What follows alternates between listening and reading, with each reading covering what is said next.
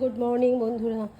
এখন সকাল সকাল ছাদে চলে এসেছি, পাখিদের খাবার দিয়ে দিলাম, যে জলও রয়েছে এখানে।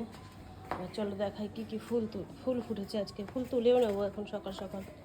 এই দেখো কি সুন্দর বড় দুটো জবা ফুটেছে, আর এখানে বেলি ফুল ফুটেছে। দেখো লক্ষ্মী জবা। এখন ফুল খুব একটা ফুটছে না, এখন ফোটা শুরু হবে। এই দেখো এই একটা, এখানে সাদা জবা প্রতিদিনই ফোটে, অনেকগুলো করি এখন।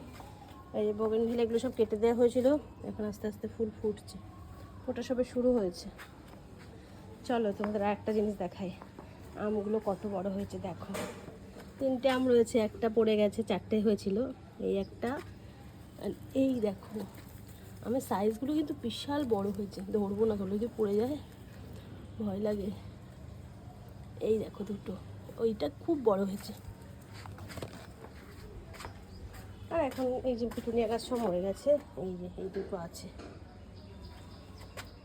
আর দেখো অসময় শিউলি ফুল, এই গাছটা নতুনই আনা হয়েছে, মানে 6-7 মাস হবে। দেখো ফুল ফুটেছে, শিউলি ফুল।